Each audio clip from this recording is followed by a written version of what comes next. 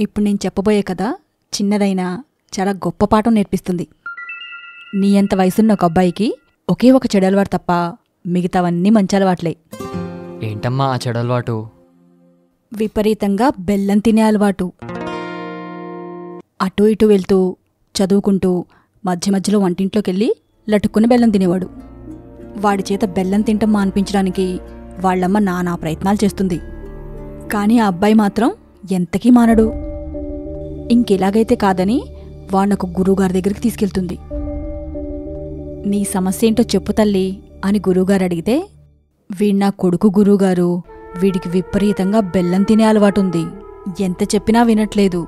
మీరే వీడి చేత అలవాటు మాన్పించాలి అని ఆ తల్లి మొరపెట్టుకుంటుంది. ఇది విన్న గురువుగారు ఒక నిమిషం పాటు అలా ఆలోచిస్తూ ఉండిపోయి ఆ తల్లితో అంటాడు, నువ్విప్పుడు బాబుని తీసుకొని ఇంటికెళ్ళమ్మా, ఓ వారం రోజులయ్యాకొస్తే పరిష్కారం చెప్తాను అని అంటారు. ఇది విన్న ఆ తల్లి, ఇంతకాలం భరించాను గురుగారు, ఇంకొక వారం భరించలేనా ఏంటి అంటూ ఆ అబ్బాయిని తీసుకుని వెళ్ళిపోతుంది. చూస్తూ చూస్తూ వారం గడిచిపోతుంది. ఆ తల్లి ఆ అబ్బాయిని తీసుకుని మళ్లీ గురుగారిని కలుస్తుంది.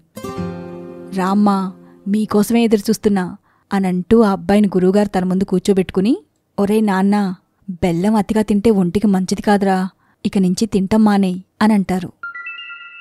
తల్లి బిత్రమొహం వేస్తుంది. ఏంటి గురుగారు, వారమాగి రమ్మంటే మీరేదో మంచి పరిష్కారం చెప్తారనుకున్నా, ఈ మాత్రం చెప్పడానికి వారం సమయం తీసుకున్నారా అని మొహం చిట్లిస్తూ అడుగుతుంది.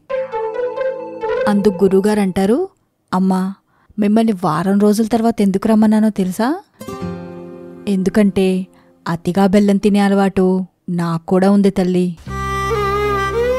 నాలో ఉన్న లోపాన్ని సరిచేసుకోకుండా నేను ఇతరులకి బుద్ధెలా చెప్పగలనమ్మా? ఈ వారం రోజులు బెల్లం తినకుండా నాపైన నాకు పూర్తిగా నియంత్రణ సాధించాకే బాబుకి చెప్పడం శ్రేయస్కరం అనిపించింది అని చిరునవ్వుతో చెప్తారు. ఈ కథతో మనం నేర్చుకోవాల్సిన నీతేంటో తెలుసా? ఏంటమ్మా? మనకి తెలియని వాటి గురించి ఇతరులకి సలహాలివ్వడం తప్పు.